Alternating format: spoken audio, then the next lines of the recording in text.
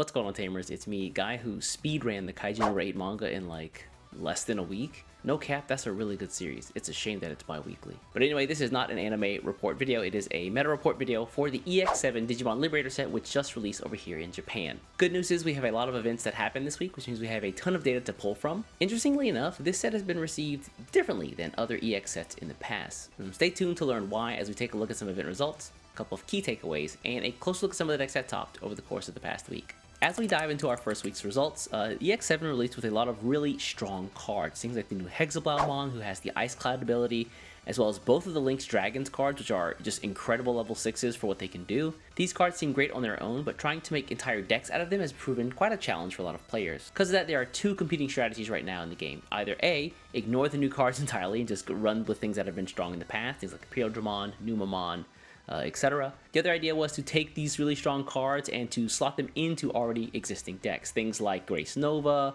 Mirage Galgamon, Gamamon, as cards that you can use to make them a little bit stronger to bring them up to current standards. And so the list that you see here I think really illustrates both of those competing ideologies happening in tandem. And if you take a look at the champion level, this illustrates my point perfectly. You've got Mirage Galgamon taking advantage of some of the new Hexablau cards, as well as, surprisingly, and this is pretty wild, the 7th Great Demon Lords deck taking advantage of what you probably think is going to be the new Lithmon deck's antibody, but more importantly is the new green tamer Shoto Kazuma. In fact, this little tamer has been pretty infamous within his first week, buffing up decks like the 7 Great Demon Lords, but also Mother D Reaper.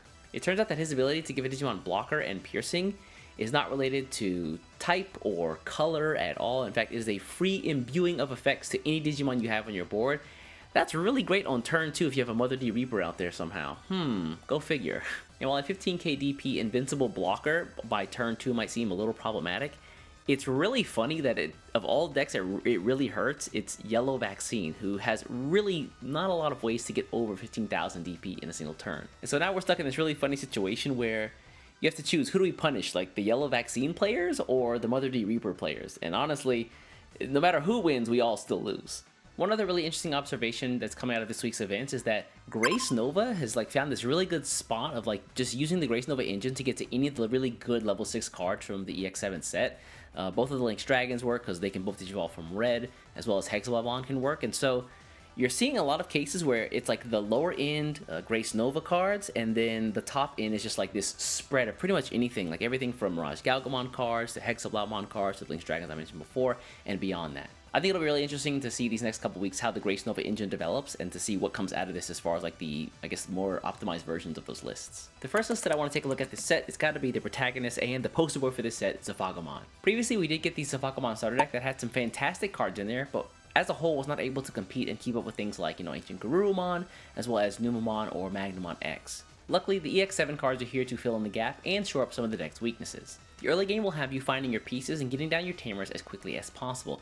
Things like the starter deck Terramon, who allow you to search out essentially 2 cards in the deck at a single time, as well as the new EX7 Galemon, who allows you to play a Kazuma tamer down if you have 0 or 1 already on the board. The starter deck Galemon that you see on the top left side of the screen here, when checked in security, allows you to play down any Liberator card that is cost 4 or less. Keep in mind this is a play cost of 4, and because options like the new Digimon Liberator option here is a use cost instead of a play cost, you unfortunately can't play options. You can really see how dedicated this deck is to getting the tamers down quickly, because they run 3 copies of the BT14 Togemon, who, whenever you play a green tamer down, you can rest something on your board, and then you can reduce that play cost by 3. So in this case, you got 0 cost Shoto Kazumas here, as well as the 1 cost Shoto Kazuma here on the top right. The top end features some of the starter deck cards in tandem with the EX7 cards, things like the new Grand Galemon, who lets you rest something on your side of the board, and then if you rest one of your own Digimon, you can gain immunity from Digimon effects until the end of your opponent's turn. Additionally, the starter deck Grand Galemon you see right next to him, it lets you rest something, but if you rest one of your own Digimon,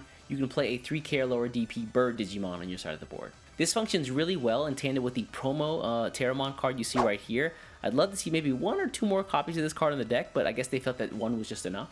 And then at the level 6s, you've got the starter deck Zafagamon here, who lets you rest something and then unrest something, and then whenever something's unrested, he becomes immune to effects and gains plus 3000 DP until the end of your turn, or the turn that it's activated. Keep in mind, this is a both turns effect, so it can happen if one of your opponent's Digimon unsuspends during their active phase. You also get the immunity and the plus 2k DP as well. Alongside him are 2 copies of the really powerful EX7 Zafagamon, who lets you rest a Digimon, and then if you rest one of your own, you can bottom deck one of your opponent's rested Digimon. And then he also has Security Attack +1 and Vortex, which lets you attack at the end of the turn. So you're probably wondering, well, if I have to rest him to get the effect, how can I attack to get the nice like security check? Luckily, the 3-cost Shoto Kazama Tamer here says that if the Digimon that you choose to give Piercing and Blocker to is also a Vortex Warrior, you can unsuspend it. So it gives you a lot of really cool end of turn situations where you can go into your level 6, let the memory pass over, and then end of turn effects start. And so you rest the Shoto Kazama Tamer, who gives your Zafagamon Piercing, Blocker, as well as the ability to unsuspend. And then you can use their Vortex effect at end of turn to attack one of your opponent's Digimon. You get the two checks, and then the Grand Galemons, both of them have the effect that if you attack an opponent's Digimon with him, then you can become unsuspended. So you get to get the piercing effect, get the 2 checks, and then after that you become unsuspended to utilize the blocker effect from the Shoto Kazama. Just really powerful stuff. This is the deck that I've been playing with the most the first week of the EX7's release, and like this guy here, I've also been using Rapidmon, and I love the inclusion of this card. D-Digivolve is so nice. And so if you're like me and you really like protagonist decks, then Zafagamon is going to be right up your alley. The next deck that I want to take a close look at is going to be 7 Great Demon Lords. Now in this set, they got access to the new Lilithmon X Antibody card, which is a fantastic card in its own right. And you can actually even build an entire deck around it with some of the cards released alongside it. But more importantly, they got access to the new Shoto Kazama Tamer. In the past, one of the issues this deck suffered from was an opponent who just went really fast and just killed you before you could get your combo off with the Ogdomon. But now, with the addition of the Shoto Kazama Tamer, every time you're playing down one of your 7 Great Demon Lords, you essentially get a free 11 to 13k blocker on the board. Pair this with something like 4 copies of Digimon Emperor, and you can see why it's a problem for aggressive decks. Sorry for the really crunchy picture quality that we've come to know and hate from Japanese card shops, but this 2 copies of the Lilithmon X Antibody, which you see here, are slotted into the deck alongside 3 copies of the regular Lilithmon. What I love about Lilithmon X is that you can use her whenever she would just be destroyed by an effect to just destroy something else on the board. Her effect to destroy something else is not locked to your own Digimon, it's locked to anything.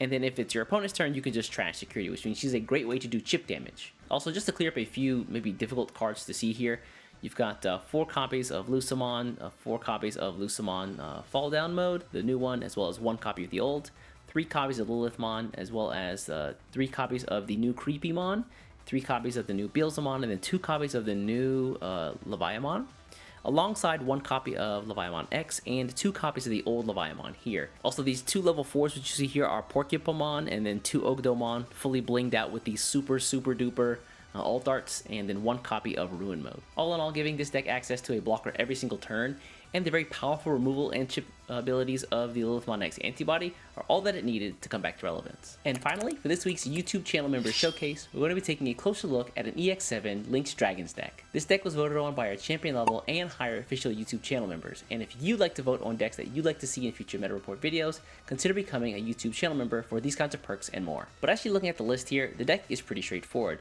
You want to get to your level 6s as soon as possible. These have some incredibly restrictive effects. The Metallic Dramon here stopping your opponent from evolving over the level 4s or lower, and then the Volcanic Dramon preventing your opponent from moving out or playing 6k or lower DP Digimon. When you combine these 2 effects with something as terrifying as the old Metallic Dramon, who just doesn't let your opponent digivolve unsuspended Digimon, this deck can be really problematic. The top end of the deck is also very strong, including things like the Ragnalord Mons from the previous Ragnalord Mon starter deck. You can get him down easily to close out games because he has Blitz, even though you're paying 4 costs for the option. And while it may be difficult to do all of this in one turn because the level 6s are 5 cost Digivolves apiece, because when they're removed from the board you can essentially play the other one from either your trash or your hand, these guys can be particularly sticky. Additionally, EX7 didn't provide us with any new Hina Tamers, which means we're still operating with the previous set's Hina Tamers you see on the bottom right side of your screen here. The good thing here is that there's a lot of ways to dig her out of the deck now.